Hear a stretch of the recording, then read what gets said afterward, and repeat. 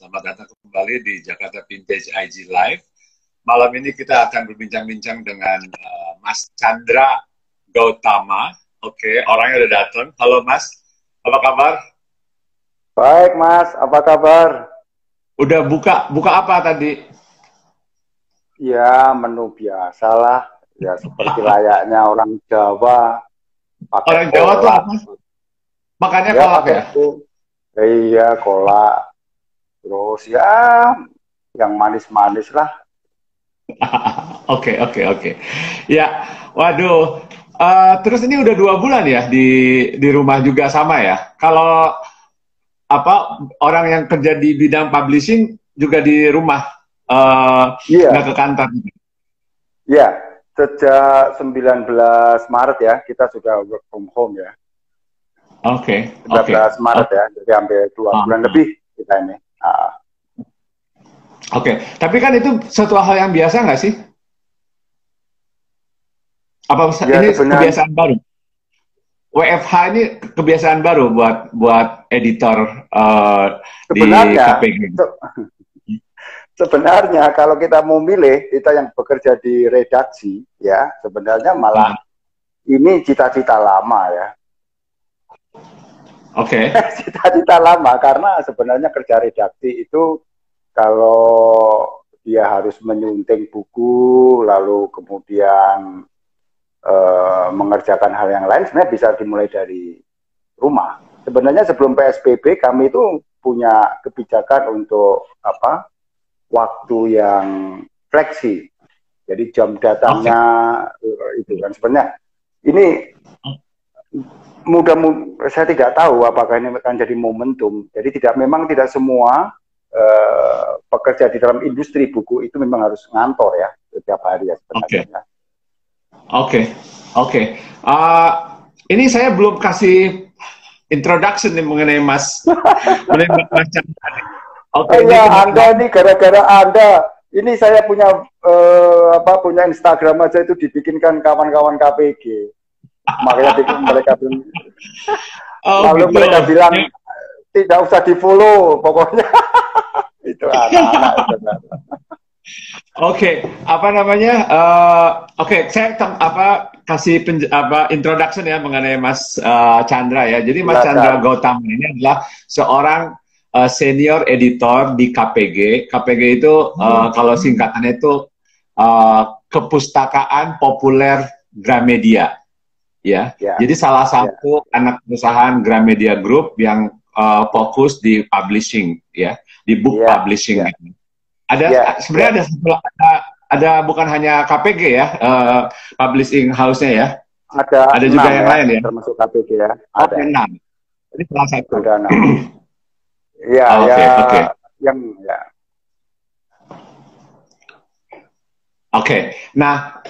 Ini kita ngomongin soal pertama KPG dulu deh, ya. Ini kan Hmm, tahun 96 ya mulainya ya. 96, 96, 96. 96. Jadi KPG itu Silakan.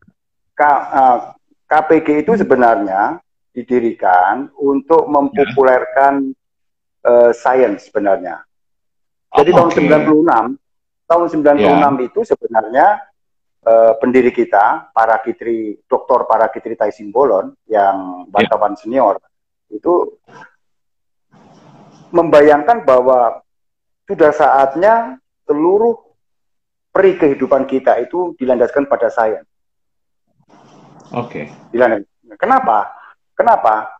Kalau dalam sains itu kan ada yang jadi pegangan, ya, jadi pegangan. Jadi kenapa ada istilah populer? Istilah populer Ya. itu sebenarnya dimaksudkan bagaimana menerjemahkan buku yang kemudian susah itu dengan lebih Ya. mudah. Proyek Oke. pertamanya itu adalah Machiavelli waktu itu ya, Ya, politik kekuasaan dan Machiavelli. politik. Iya, iya, itu sebenarnya itu. Oke. Niccolo Machiavelli, pemikir Niccolo Itali. Machiavelli. Ya, Ya. ya. Oke. Nah, Nah, itu terus itu silakan.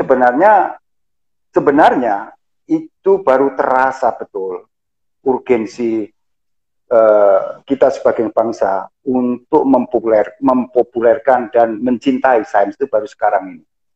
setelah berapa, Mas Lutfi berapa. Jadi COVID-19 ini sekarang menyadarkan kita, satu-satunya, bukan satu ya, anggaplah satu-satunya yang bisa kita pegang untuk menghadapi pandemi ini adalah sains dan saintis. Nah itu yang menarik adalah bahwa sekarang ini anak-anak muda kita itu gandrung terhadap sains hampir 3 tahun, 4 tahun terakhir. Buku Sapiens kita yang Yuval Harari itu cetak berkali-kali, Jared Diamond, buku-bukunya, semua laku. Dan kami punya acara dengan Teater Hutan Kayu ya, dengan kasih judul Science Underground. Itu yang datang ratusan orang. Dan begitu diupload di YouTube, banyak sekali. Nah ini satu gejala yang menarik. Jadi gejala menarik. Sudah saatnya kita harus memulai memikirkan betul pentingnya sains di dalam membina, ya istilahnya orang Orde Baru, membina peri kehidupan seluruh peri kehidupan di negara kita. Kenapa ada kata-kata populernya, Mas? Populer karena kita main populer. Awalnya kita memang dalam bentuk ilustratif. Awalnya kita itu pengen para akademikus kita yang di universitas-universitas itu di berbagai bidang atau disiplin ilmunya itu menerjemahkan hal-hal yang paling mendasar dari ilmu masing-masing itu, kemajuan terdepan dari ilmu pengetahuan dalam bentuk ilustratif. Rupanya itu ambisius. Kenapa ambisius? Sebenarnya kita itu punya ilustrator yang luar biasa banyak. Tetapi begitu kita bicara pada teks dan narasi yang harus diilustratifkan, kita kelimpungan. Akhirnya. Jadi rupanya para akademikus kita di universitas-universitas kita itu entah karena sibuk urusan mengajar, ada proyek, atau struktural, nah itu menjadi kendala-kendala. Akhirnya kami membuat rumusan, kalau tidak dalam bentuk ilustratif, maka yang bisa kita lakukan adalah bagaimana menulis buku secara populer. Bahasanya harus jernih, naratif, storytelling. Akhirnya kami mundur begitu. Jadi emang sejak awal diarahkan untuk membawa sains ini secara populer, ditampilkan secara populer supaya lebih gampang masuknya ya, lebih gampang, lebih accessible gitu. Tapi tentu sains banyak sains ya, social science, hard science, dan biologi macam-macam. Akhirnya kami kemudian menerjemahkan dari penerbit luar ya. Tapi kemudian berkembang menjadi publisher untuk sastra dan humaniora yang lain. Kenapa? Karena dalam industri buku di Indonesia dan barangkali juga di dunia tidak bisa satu penerbit itu melulu sebagai spesialis terbitan tertentu. Dia harus menjadi general. Nah, maka yang membedakan KPG dengan kakak sulung Gramedia Pustakama dengan kakak kedua LS, kakak ketiga Grasindo adalah pada racian. Saya sebut racian karena redaksi akan menjadi dapur, yang chef yang akan mengolah arah kita seperti apa. Nah, itu pun tentu juga tidak mudah ya. Akhirnya sering terjadi silang tema ya. Pada akhirnya seperti itu. Jadi sebenarnya awalnya justru sains, tapi kemudian berkembang ke bidang-bidang yang lain juga, humaniora, sosial, sastra, dan lain-lain. Sekarang ini yang best selling atau yang tulang punggungnya itu sektor apa? Fiktif atau? Tetap fiksi. Terus kemudian fiksi yang populer seperti untuk kaum muda, seperti yang kemarin Tempo Hari jadi bestseller itu, nanti kita cerita tentang hari ini, itu semacam quote-quote Marcella. Dan kemudian masih sastra, masih bagus, Ayu Utami, Lela Hudori, lalu kemudian. Dan yang mengejutkan tentu adalah sains. Sains harus kita akui naik tajam. Tentu tidak luar biasa sastra ya, tidak luar biasa sastra, tetapi itu memberi semangat kita bahwa we are on the right track. Gitu. Oke. Jadi sastra yang masih atau fiksi yang yang jadi driver utamanya ya. Nah, karena kan tadi walaupun belum dimulai, tapi kayaknya Mas Chandra udah nyebut kata-kata magicnya. Apa tuh? Yaitu COVID-19. Oke, sekarang ya, ini pertanyaan COVID-19, COVID-19. Oh ya. Okay. Ya. Kamu udah diduluin. Oke. Nah, sekarang gimana keadaan publishing industri secara umum atau KPG secara umum dengan toko buku ditutup dan lain-lain segala macam? Itu gimana? Iya. Saya kira sama seperti perusahaan-perusahaan retail lainnya. Itu kita tetap seperti yang lain ya. Sebagai catatan aja ya rontok. Maksudnya rontok. Oke. Jadi sebagai saya punya catatan untuk toko buku Gramedia ini misalkan ya. Awal Januari untuk dibandingkan tahun sebelumnya kita itu bisa mencapai 98%. Artinya sebagai kick off yang bagus Januari. Di bulan Januari 2020 dibandingkan Januari 2019 bagus ya. Februari mulai ketika Februari sudah kita ngomong soal COVID merosot jadi 85%. Maret ketika PSBB diberlakukan merosot jadi 55 dan data terakhir April itu merosot sampai 27%. Yang menarik adalah bahwa penjualan secara online meningkat. Tapi dari Januari sampai April tetap merosot. Ada mulai turun ya. Dan Januari itu bisa sampai 300% secara online. Februari naik sampai 1000%. Maret merosot 300% dan April 185%.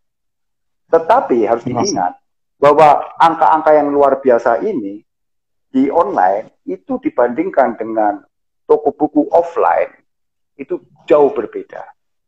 Karena kebiasaan orang Indonesia itu kan belum untuk akrab ya.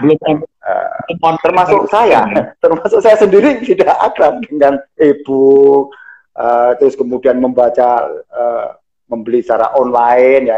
Saya termasuk sebenarnya saya itu masuk masyarakat 1.0 kolonial. Ya, 1.0 masyarakat lisan saya sebenarnya. Jadi itu memang itu. Memang saya kira semua sama. Sekarang kalau muncul pertanyaan, sejumlah orang bertanya kepada saya bagaimana industri buku. Saya kira yang perlu sekarang kita perhatikan adalah saya kok lebih setuju dengan pendapatnya CEO Alibaba Alibaba, Mas? Iya. Alibaba, Jack Ma. Jack Ma bilang, sudahlah, untuk kita yang di industri ini, yang paling penting tahun 2020 adalah bertahan hidup. Iya, betul. Ya, bertahan hidup. Tetapi yang lebih penting dari itu adalah kita di industri buku, di industri kreatif adalah menyiapkan manusia sebagai human capital. Ya, human capital itu yang kita urus. Karena ditahan di kota dan sekarang ada tahanan rumah, stay at home dan sebagainya, itu tidak mudah membuat habit baru ya. Tidak mudah. Tidak mudah karena apa ya? Karena itu membentuk cara baru kita bekerja. Secara mental yang kita urus Oke. Oke, saya boleh potong ya. Oke. Ya. Gini, pertama tadi kata-kata Jack Ma tuh memang dia ngomong seperti itu ya. Tetapi Hmm. dan Mas Chandra setuju. Ya sudahlah ya, kita survive aja gitu. Kita nggak usah mikirin soal untung, soal segala macam kan. Dia ngomong gitu kan kurang lebih ya. Yang penting kita bisa Hmm. survive gitu kan. Itu bukannya pasrah, Pak? Tidak, tidak boleh dianggap sebagai begitu. Tetapi harus ada kesadaran dalam diri, seluruh Hmm. rencana kerja, seluruh plan-plan, seluruh proyeksi-proyeksi sudah Ya. harus Ya. kita tepikan. Tetapi justru di dalam survival ini kita Ya. tetap memikirkan bagaimana mengoptimalkan jalur-jalur yang kita memiliki, akses-akses yang kita miliki. Dan dari Ya. situ tentunya akan muncul gagasan-gagasan segar yang barangkali akan berguna untuk ketika memasuki keadaan normal. Orang mengatakan sebagian orang sebagai new normal. Yang disebut dengan new normal itu bagaimana sebenarnya? Kita belum tahu. Ketika kami berdiskusi dengan Mas Franky Budiman, filsuf di Triakara, dia bilang, ditanya, ini akan mengubah bentuk cara kerja baru, kehidupan sosial yang baru bagaimana? Barangkali 5-6 bulan belum terasa, tapi kalau 1 tahun, ya. Dan ingat, sebenarnya manusia itu kan tipe orang yang mudah lupa. Mudah lupa. Mungkin diperlukan waktu 1 tahun untuk membentuk satu new life itu. Jadi kehidupan baru seperti apa? Kita juga belum tahu. Ya, Mas Chandra. Maka yang sorry, mau dilanjutkan boleh? Nggak apa-apa. Nanti saya ada pertanyaan. Ya. Jadi sebenarnya yang bisa kita lakukan adalah apa yang bisa kita lakukan. Tapi yang kembali ke soal mental ya, soal mental. Ada mental secara industri, ada mental secara personal, human capital yang dimiliki industri itu. Jadi itu memang harus kita belum tahu loh sekarang ini riset yang secara psikologis berapa orang dari pekerja kreatif, berapa orang dari itu yang mengalami depresi secara itu kan tidak sehat. Itu dulu yang harus kita urus. Waktu KPG dinyatakan sebagai harus bekerja work from home. Pertama-tama harus kita siapkan adalah kesiapan mental dulu. Memasuki kehidupan baru. Setelah itu infrastrukturnya bagaimana bekerja di rumah. Lah, jadi saya itu beruntung bekerja di antara kawan-kawan yang sebenarnya sigap. Jadi entahlah selalu serba kebetulan atau apa, kami itu sebenarnya sejak akhir tahun lalu itu menyiapkan satu platform sebenarnya. Satu platform sosial yang sebenarnya mau kita kick off itu di bulan Juni besok. Namanya siapabilang.com. Nah, tapi kami sadar keterbatasan kami, maka hanya sebagai website. Artinya secara infrastruktur kami siap sebenarnya. Tinggal konten-konten. Nah, itu. Ya, itu siapabilang.com tuh tepatnya apa itu? Platform? Platform. Ya. Awalnya kita merancang sebagai platform sosial. Jadi sebagai platform nantinya kita mau seperti itu. Platform sosial ini punya moto, siapa bilang itu berhulu dari buku. Sebenarnya Mas Lutfi, the king of content sekarang ini adalah industri buku. Kalau mau jujur. The king of content sekarang ini adalah industri buku. Jadi berhulu dari buku, rencananya ya, berhulu dari buku, siapa bilang itu disiapkan untuk membuat informasi yang jernih, mengabarkan kabar-kabar baru, dan menjadi gelanggang kerja-kerja kreatif dan kebaikan. Tetapi kami sadar, kami orangnya akan terbatas. Maka kami, untuk sementara kami jadi website. Di situ nanti kami bayangkan bahwa ketika dia di launch dan dengan SDM yang memadai, dia bisa berubah menjadi semacam platform tiga pilar sebenarnya. Satu, pengabar pengetahuan, dia bisa agregator news, tetapi dia juga bisa audio visual dan sebagainya, dan sekaligus sebagai monetize. Maksudnya bisa beli. Ini itu bisa beli. Di situ itu bisa beli buku di situ maksudnya juga. Rencananya, tapi kan sementara kan belum boleh. Kan itu kan ada pemasihan industri dan sebagainya. Saya boleh potong ya. Kembali lagi ke kebiasaan baru kita di WFH, kemudian stay home dan lain-lain ya sejak COVID-19 ini. Ada yang ngomong saya baca di internet, kalau dalam masa kita di rumah aja ini kita nggak membaca 12 buku selama 2 bulan ini, we are wasting our time katanya. Iya. Jadi maksudnya ini justru saatnya orang untuk membaca buku. Nah, harusnya industri buku itu justru diuntungkan dengan orang banyak waktu luang ya karena tidak ke kantor ya. Tetapi kalau saya baca dan juga dari tadi Mas Chandra ngomong, itu malah industri buku tadi istilahnya rontok ya. Kenapa terjadi orang membeli buku secara online? Itu pertanyaan. Ya, itu pertanyaan klasik. Itu pertanyaan klasik ya. Mau ada COVID, mau tidak ada COVID, kan itu kita tahu sendiri ya. Kultur membaca dan sebagainya itu kan belum tumbuh. Itu satu. Ketika COVID berdampak pada ekonomi negara kita, otomatis dia akan menjadi barang tersier. Nah, itu satu. Tapi kami di rekan-rekan juga di seluruh industri buku, sebenarnya justru ini menjadi tantangan bagi konten buku itu menjadi platform-platform baru, bentuk-bentuk medium-medium baru. Saya kutip aja ya, saya suka sekali ini ungkapan kata Khalil Gibran. Setelah makan minum, orang membutuhkan dongeng. Nah, sebenarnya kalau kita mau jujur, the king of content di masa pandemi kebetulan adalah buku.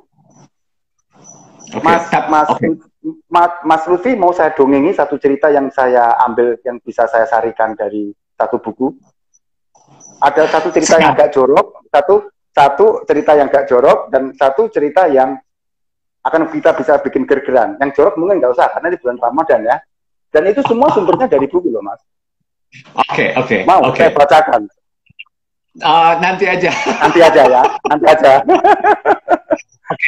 Nah, itu yang saya pengen tanya itu kenapa itu nggak terjadi? Karena jawabannya karena buku menjadi kebutuhan kedua atau ketiga gitu kan ya. Karena ada orang prioritasnya sekarang beralih ke makanan, kesehatan dan lain-lain gitu ya, tapi bukan buku gitu. Nah ini nih kemarin di sini nih tamu-tamu di IG Live Jakarta Vintage ini saya udah ngomong dengan sekitar 20 orang lebih ya selama stay home ini dari berbagai subsektor ekonomi kreatif. Dan ini kita ngomong sama desainer, sama fashion, sama product design maksudnya, fashion, kemudian juga dan lain-lain lah, banyak interior dan lain-lain, arsitek. Nah, buku ini kan publishing ini kan bagian dari ekonomi kreatif ya. Nah, selama saya aktif gitu bergaul dengan dari berbagai subsektor ekonomi kreatif, memang buku ini, publishing ini menjadi kayak tidak terlalu mendapat perhatian saya ngelihat. Tapi ini tolong dikoreksi ya, apakah itu dari pemerintah ataukah dari masyarakat gitu kan. Jadi dianggap sebagai sebuah industri yang kayak berjalan sendiri gitu loh, bagian dari mungkin retail yang bukan dari ekonomi kreatif gitu. Itu bagaimana? Apakah itu pengaruh nggak terhadap kemajuan industri publishing? Ya, sebenarnya ada dari sisi kebijakan sebelum masa COVID, itu kan Ya. pajak-pajak misalkan itu kan tidak menguntungkan bagi penerbit dan apalagi pajak-pajak penghasilan bagi pengarang. Itu Ya. Ya. urusan-urusan yang bersifat klasik selama ini. Tetapi kalau saya Ya. boleh Ya. Ya. membuat satu otokritik, Ya. sebenarnya teman-teman di industri buku ini juga terlena. Ya. Terlena Oke. dalam arti lama ini menguntungkan bergantung kepada penjualan secara retail, ya, Ya. industri.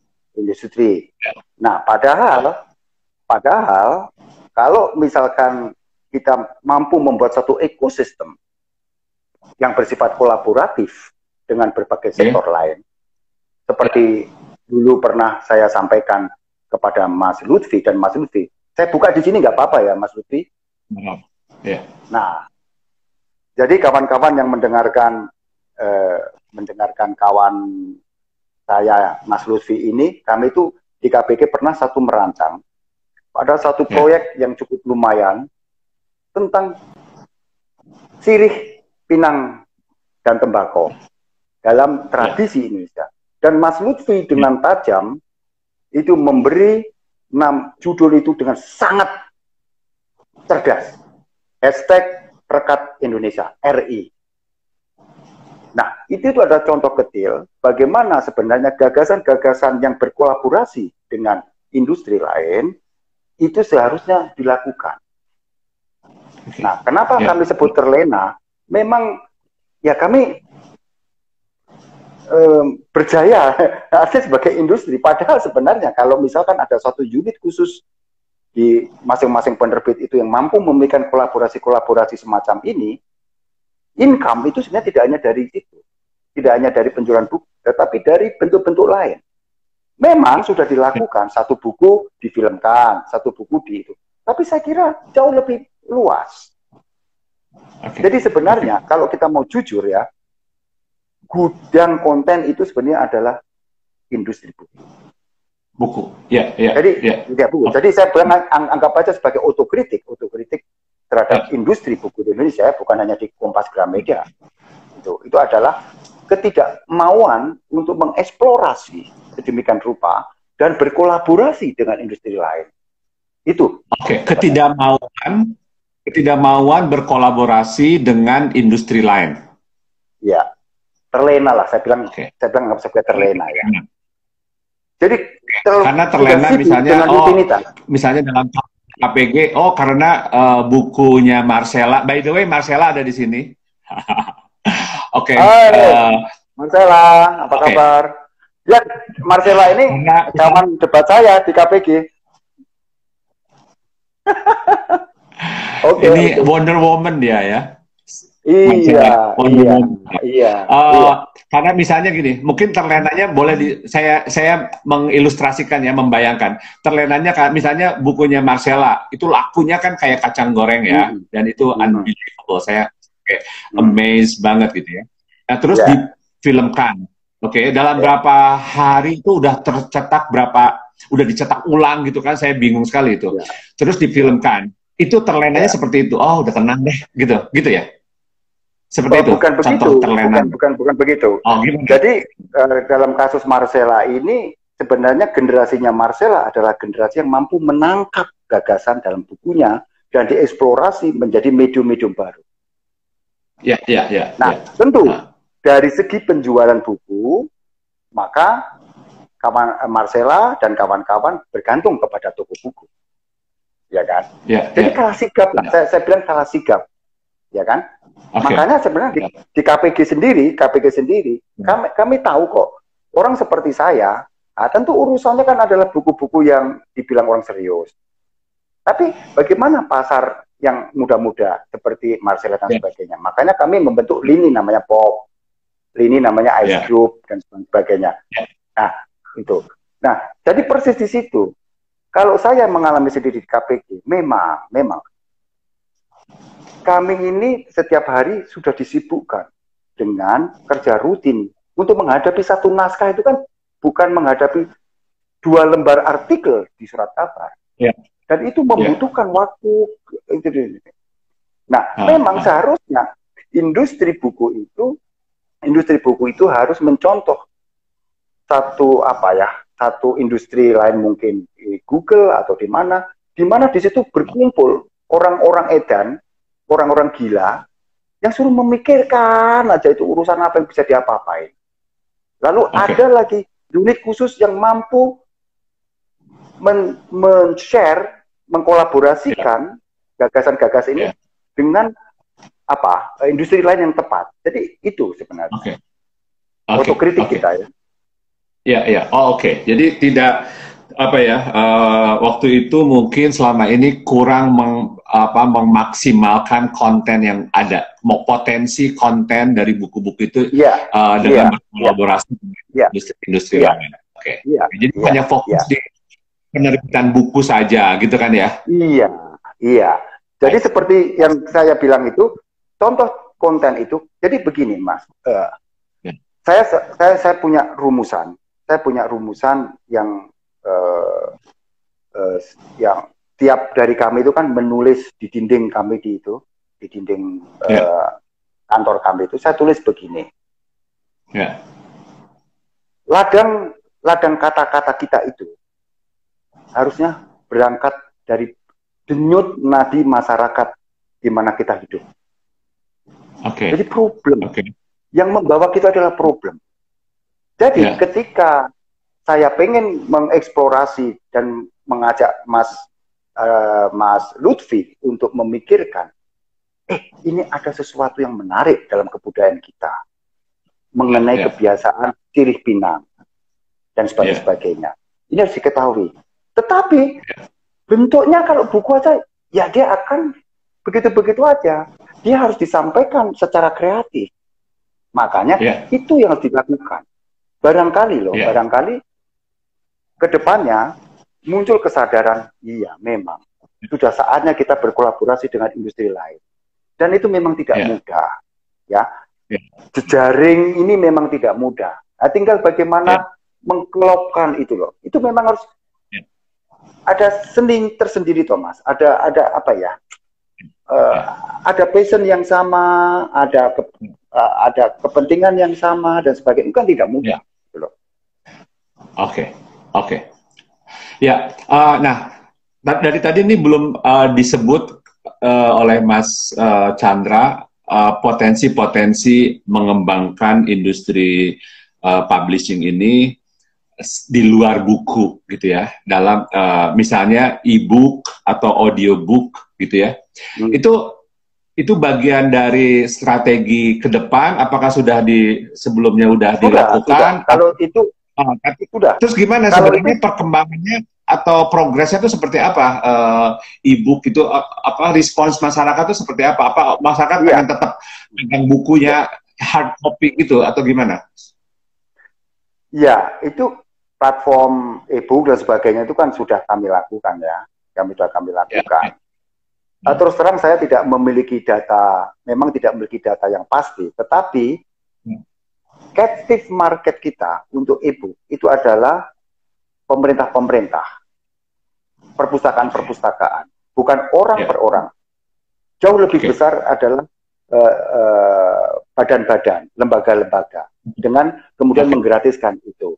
Jadi ini soal habit. Barangkali saya salah. Generasinya Marcella barangkali sudah terbiasa. Nah, tinggal bagaimana itu. Kan kira-kira begini loh. Sekarang begini ya.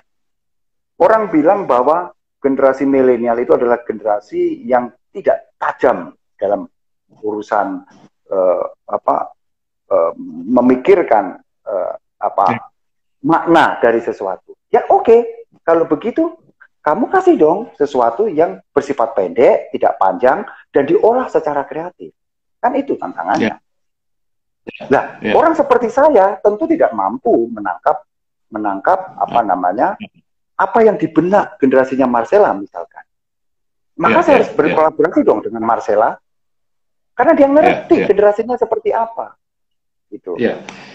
Jadi yang kayak Marcella itu selain Marcella Selain Marcella ada banyak juga dong. Ada, Apa udah ada banyak? Naila Ali, terus ada apa yang Yang 88 itu, 88 itu apa tuh? ya itu betul, betul. Nah, Jadi sebenarnya Rika Sari kita ya? mampu, betul. Itu seharusnya kita mampu menangkap dan mampu Ya. berkolaborasi dengan mereka karena mereka yang mengerti Oke. apa yang di benak Oke. mereka, cara berpikir itu gitu. Jadi kalau misalkan Oke. ya, coba misalkan, saya kasih contoh, ada percakapan yang dicatat dengan betul antara Dekok dan Diponegoro. Jelas itu. Dekok bicara apa, lalu kemudian Diponegoro menjawab apa, sampai proses kemudian dia dibawa pengasingan. Tetapi di tangan Mas Lutfi, muncul gagasan yang luar biasa, yang tidak ada urusannya dengan buku, desain, furniture, poster. Nah, itu sebenarnya. Jadi, yang kita butuhkan adalah metode baru, menjadikan seluruh konten itu menjadi storytelling, itu menjadi penting. Dongeng, orang itu membutuhkan dongeng, itu kata kuncinya. Oke. Nah, kan kembali lagi ke KPG ya. KPG ini setiap bulan atau setahun itu menerbitkan berapa judul buku? Kalau saya 3.000. Saya waktu itu pernah. Kalau saya 3.000. Sekitar gitu. Ya, itu kecil kan dibandingkan kawan-kawan yang lain. Tetapi sekali lagi saya beruntung ya, kawan-kawan saya itu anak-anak muda KPG itu adalah orang sigap. Jadi di dalam masa PSBB, ketika kami harus secara mental menata diri, dalam hitungan seminggu, 2 minggu, muncullah konten-konten yang diambil dari buku, dalam bentuk diskusi, lewat Zoom, dan sebagainya, dengan tema-tema yang kami sepakati, penting untuk diketahui. Kembali ke saya. Oke. Nah, misalnya dari 3.000 itu, sebenarnya yang making money, itu buku apa seperti buku Marcella gitu? Tetap.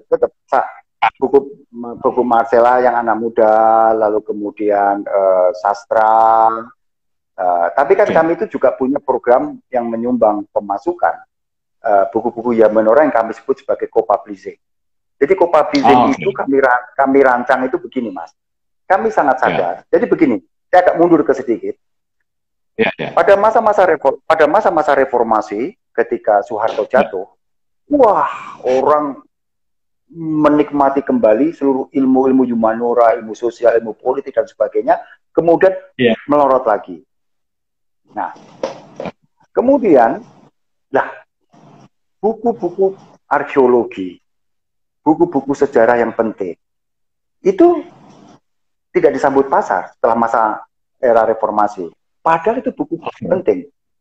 KPG punya kesadaran bahwa suatu bangsa yang tidak dibimbing arah bangsanya itu lewat buku-buku Yamenora, itu rasanya seperti apa?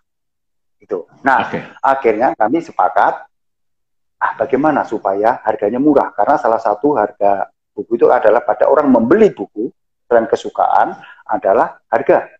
Maka kami berkolaborasi dengan misalkan KITLV Belanda, FVO Perancis, termasuk kemarin dengan Pak Hasim untuk Diponegoro dan sebagainya. Tujuannya apa? Tujuannya adalah untuk memotong harga itu. Kami sadar, 1, 2 orang, 3 orang membaca itu, berarti dia butuh dan dia membutuhkan. Gitu. Jadi kami memang tidak itu. Itu cara mencari uang. Apakah itu menguntungkan? Ya sebenarnya, ya tidak. Tapi itu bagian dari penting yang harus gitu. Karena kami sadar, buku-buku Yamenora itu adalah buku. Bagaimana, Mas? Bagian dari idealisme ya. Idealisme, tetapi kami sadar bahwa itu sebagai konten seksi. Seksi sebenarnya. Jadi ada sisi-sisi lain yang harus kita pikirkan. Memang tidak serta-merta bahwa satu buku diolah jadi konten, tidak. Ada satu step yang disebut dengan proses kreatif untuk seperti itu. Gitu ya. Nah, itu sebenarnya. Nah, jadi itu sebenarnya Yamenora ini sekarang kalau kita udal kontennya itu ada yang sangat seksi dan science gitu. Oke. Oke. Begitu, Mas. Oke.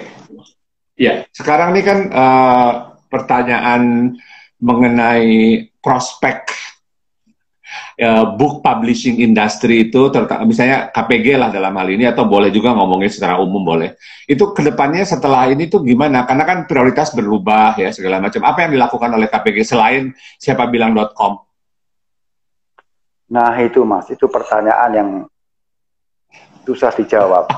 Sebagian orang mengatakan new normal. Ya, new-nya itu di mana? New normal itu. Tapi kalau saya masih percaya, sebenarnya KPG itu sebenarnya sejak 2 tahun terakhir sudah mendeklarkan diri di internal sebagai content publisher. Konten, ya. Konten, dongeng, kata kuncinya, dongeng. Dongengnya itu medium apa, itu hanya sekedar medium. Ya, nah, jadi buku aja salah apa? Iya, tetap buku sebagai sebuah barang retail, ya tetap tidak masalah. Tetapi beyond buku, kan sebenarnya waktu kita membaca sebuah buku, kita tidak sedang membaca kertas atau tinta-tinta yang di sini. Kan tidak. Tetapi apa yang ada di dalam buku itu, itulah yang disebut dengan konten. Nah, jadi kalau ditanya the next new normal, orang bilang seperti apa, terus terang saya tidak memiliki proyeksi, tidak punya bayangan. Tetapi yang saya pasti tahu adalah bahwa sistem kerja redaksi barangkali akan berubah, bahwa tidak harus selalu ke kantor jam dari pukul 8 sampai pukul 5, ya. Cara kerjanya. Gitu. Oke. Kemarin di sini salah satu pembicaranya adalah seorang fashion bisnis kritik. Jadi dia pengamat fashion tapi dari segi bisnisnya. Oke. Dia bilang kalau untuk fashion itu atau ekonomi Indonesia ke depannya tahun ini itu agak sedikit suram lah gitu ya, jadi harus siap-siap lah gitu. Dia bukan pesimis tapi dia realistis gitu. Nah, apakah hal yang sama terjadi juga menurut Mas Chandra pada industri buku, industri publishing? Apakah ke depan nih kayaknya tahun ini tuh kayaknya nih nggak tadi yang dibilang Jack Ma udah cukup survive aja gitu. Apakah tidak menciptakan atau gimana? Coba silakan. Kalau bicara dalam jangka pendek 2020, saya masih sepakat dengan Jack Ma ya. To survive. Untuk menjadi to survive itu, Mas, meskipun to survive itu bukan pasrah. Justru itu yang kami alami sendiri, bagaimana mensinergikan kekuatan-kekuatan yang kami miliki sebagai sebuah corporate, gitu ya. Itu. Kalau jangka panjang, katakanlah pandemi ini sudah berakhir, tentu saya masih percaya bahwa industri buku masih akan jalan. Kenapa? Tidak mungkinlah suatu bangsa yang menuju satu peradaban tanpa ada industri buku. Gila kan itu? Tidak mungkin. Cuma yang tantangan kita adalah pada medium. Itu cara kemasnya. Kata kuncinya adalah respon kreatif yang saya katakan. Respon kreatif kita itu apa? Nah, persis di situ pentingnya kolaborasi dengan kawan-kawan di sektor lain. Sama seperti misalkan dengan Anda, dengan katakanlah Mas Handoko, dengan siapa yang sudah kita kolaborasi. Respon kreatif yang kita butuhkan. Oke, Mas, saya ini harus, bukan harus, saya mau baca ini komentar-komentar dari teman-teman ya. Oke, ini tunggu sebentar. Ini harus ke atas soalnya. Oke. Semoga orangnya nih masih ada di sini nih. Kadang-kadang dia komentar, abis itu dia left. Oke. Minat, nah ini Emi Laksri. Oke, Emi Laksri ini rajin sekali hadir di di IG Live nih di sini. Oke, dia bilang minat baca di negeri ini masih minim, walau dari kecil selalu diingatkan buku adalah jendela dunia. Itu setuju nggak, Mas? Ya memang itu kondisi yang real terjadi. Jadi kan sebenarnya kalau saya boleh omong ya, kultur bangsa kita itu kan masyarakat agraris yang mengandalkan lisan, Ya. omong. Ya, budaya lisan. Jadi omong. Budaya lisan. Ya. Sehingga Oke. kalau kita mau jujur, bentuk-bentuk tayangan kita dan kemudian cara media menyampaikan itu kan gosip yang laku, ya, yang laku. Yang laku kan itu. Nah, itu kritik. Jadi itu fakta. Sebagai industri ya memang begitu. Nah, itu kalau saya ditanya bagaimana solusinya, ya saya juga nggak tahu gimana caranya. Karena itu, tapi saya selalu percaya benteng terakhir kita itu adalah keluarga. Yang harus kita sentuh itu sebenarnya adalah keluarga. Barangkali mereka yang lahir, anak-anak yang lahir dari generasi setelah Orde Baru, katakanlah, atau reformasi yang sudah punya anak, saya kira mudah-mudahan akan berubah. Marcella adalah contoh yang baik dari satu generasi yang dilahirkan setelah reformasi dan dia memiliki kultur. Ya, itu contoh yang baik. Oke, ini ada komentar lagi dari Silvi. Dia kayaknya menyetujui pendapatnya Mas Chandra. Dia bilang the king of content is buku. Keren. Oke. The king of content pada masa pandemik ini berasal dari buku. Jadi dia dia setuju gitu. Oke. Nah, kembali lagi ke proyeksi industri buku atau industri publishing di Indonesia ya, setelah pandemik ini. Apakah akan banyak yang gulung tikar, Mas? Ataukah lebih banyak yang bertransformasi gitu ya ke dalam digital? Kalau saya katakanlah, kan sebenarnya ya dalam ekosistem buku itu kan ada namanya penerbit. Di dalam penerbit itu ada bagian produksi, desainer dan sebagainya, ada editor, lalu ada percetakan, ada freelancer editor, ada freelancer penerjemah dan sebagainya. Itu suatu ekosistem, ya.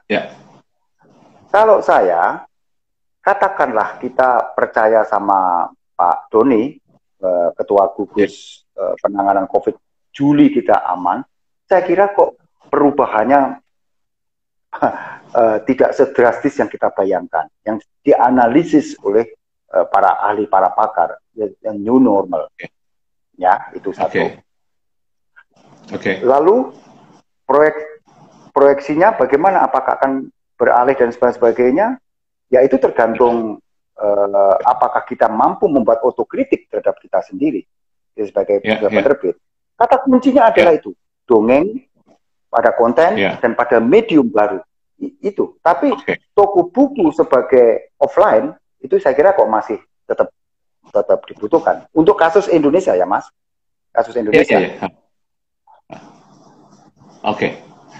Saya ngerti bahwa masih dibutuhkan, tapi apakah cukup kuat untuk bertahan dalam krisis ini dalam beberapa bulan ke depan ini? Makanya saya pertanyaannya, bakalan banyak yang gulung tikar nggak? Ya saya kira sudah banyak gulung tikar, terutama kawan-kawan penerbit indie. Anda tahu nggak yang sekarang terjadi ya?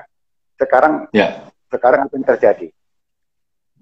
Banyak buku-buku dari penerbit Gramedia, KPG dan sebagainya, kemudian dipublish secara free, ya, yang istilahnya dibajak dan sebagainya. Kami tidak bisa apa-apa, ya kan? Bagaimana itu? Bagaimana kita mau mengurus itu? Kalau dari segi gulung tikar ya, saya kira kok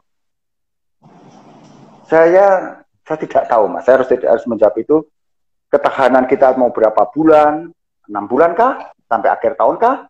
Terus terang kami juga tidak tahu. Tetapi saya bisa merasakan kawan-kawan yang sudah melakukan menerbitkan buku secara indie. Saya kira mereka yang paling terkena dampak. Gitu.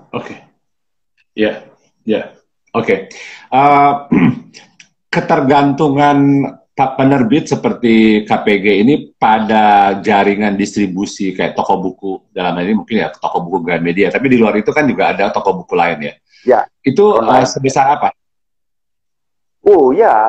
Sumbangan terbesar dari kami itu kan kira-kira, barangkali data saya salah ya, tetapi hampir 80% pendapatan industri buku itu bergantung kepada toko buku offline.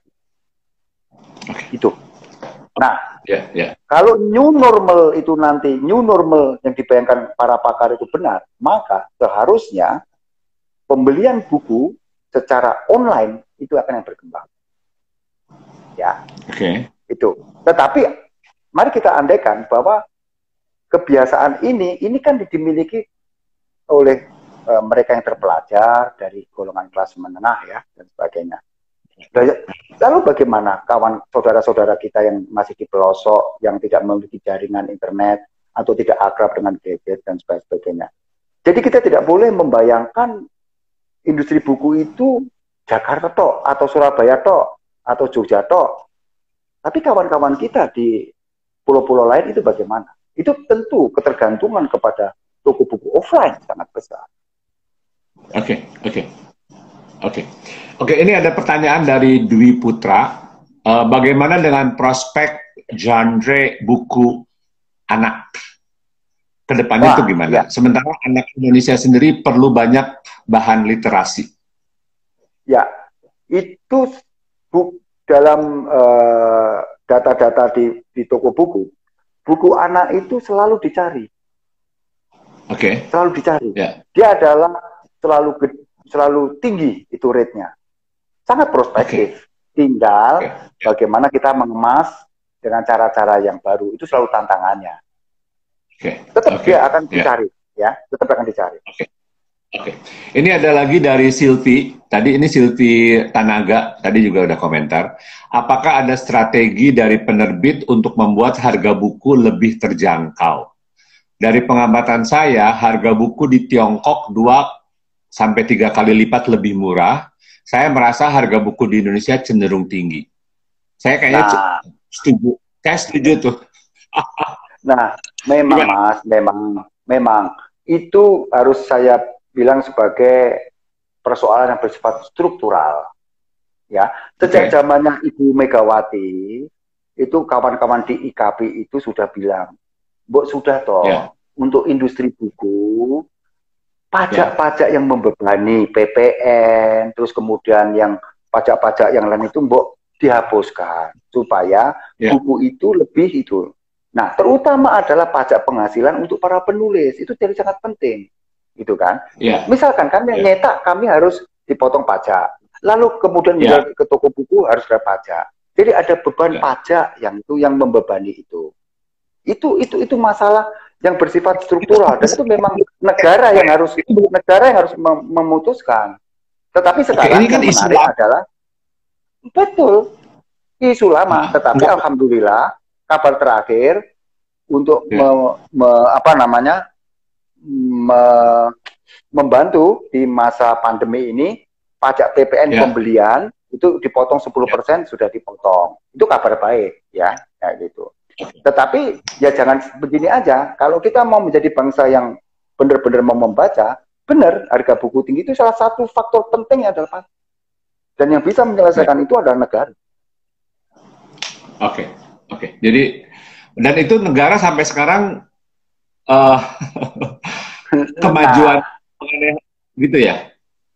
Jawabannya hahaha gitu. Iya begitulah. Begitulah. Oke. Semoga nih ada yang sekarang berarti kalau industri publishing ini di bawah Kementerian Parekraf ya, Wisnu Tama gitu ya, di bawah salah satu subsektor ekonomi, subsektor kreatif ekonomi ya. Betul. Oke. Nah selama ini apa support dari mereka? Dulu kan Bekraf, sekarang kan di bawah lagi di bawah Parekraf ya. Apa anunya Mas Chandra? Yang udah mereka lakukan gitu selama ini supportnya? Ya sebenarnya kan kita punya asosiasi IKP ya, punya asosiasi namanya IKP yang seperti itu. Ya tapi ya begitu kita belum banyak bersentuhan ya karena kan para menteri kabinet yang sekarang itu kan baru menjabat bulan apa sih ya? Oktober, konsolidasi 3 bulan dan sebagainya. Kemudian COVID dan sebagainya. Oke. Belum apa. Kita belum siap. Kita belum menyiapkan ada semacam kontak atau koordinasi nggak dengan Parekraf gitu untuk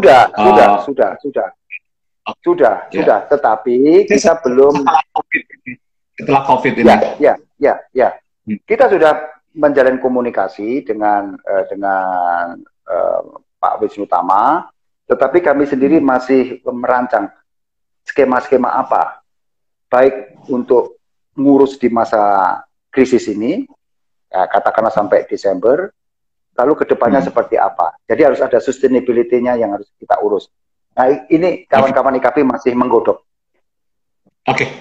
Ini sebentar lagi kita hampir selesai, sejam, nggak kerasa. Iya, Mas.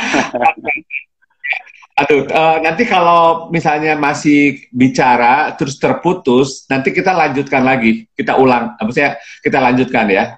Kecuali kalau nggak ada pembicaraan yang lain gitu. Tapi ini saya kayaknya ini ada komentar-komentar ya. Oke, sebentar, saya lihat ada pertanyaan nggak? Oke. Nah. Oke, nggak apa-apa, nggak ada. Nah, sekarang harapannya apa nih, Mas Chandra, terhadap industri publishing ini atau industri buku ini ke depannya? Mungkin harapannya diarahkan ke pemerintah, boleh? Ya. Kalau saya sudah jelas, okay. Ya. Prinsip pertama adalah buku adalah the king of content, kapanpun. Kapanpun, baik dalam masa pandemi maupun tidak. Maka Kemenkraf dan sebagainya mampu memahami ini dan menghubungkan industri-industri lain dengan industri buku lewat medium-medium yang lain. Itu sebenarnya kata kuncinya. Itu kata kuncinya. Oke. Thank you waktunya nih, Mas Chandra. Ya. Oke, berhasil dipaksa ikutan IG Live. Iya, Mas.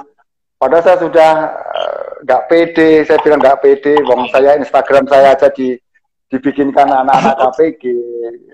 Itu. Oke, ini Anda orang kedua yang saya follow ya. Oke, teman-teman, thank you ya udah hadir di IG Live ini, ikutan berpartisipasi, senang sekali. Besok jam 8 malam kita akan ber-IG Live dengan Putri Suhendro. Dia adalah seorang pendongeng. Oke. Ini pendongeng kan bagian dari konten tadi ya. Oke. Putri Suhendro jam 8 malam di sini. Seru sekali karena dia ini profesinya tuh sebelum jadi pendongeng itu macam-macam. Pernah kerja jadi film producer di advertising agency. Ini teman kantor saya dulu. Kemudian jadi penyiar. Awalnya dari penyiar Prambors, kemudian jadi producer, kemudian jadi penyiar lagi di Female, di e-radio, segala macam. Dia juga MC gitu. Jadi memang selalu bergerak di dunia kreatif. Ya. Nah, besok kita akan ngobrol-ngobrol dengan Putri Suhendro jam 8 malam di Jakarta Vintage IG Live. Oke, teman-teman, thank you so much. Terima kasih, Mas. Ya, sudah diundang. Dengan Mas Chandra. Oke, sukses dengan KPG-nya. Ya, terima kasih. Saya tutup sekarang. Oke, thank you, Mbak Emilaksari. Thank you. Oke.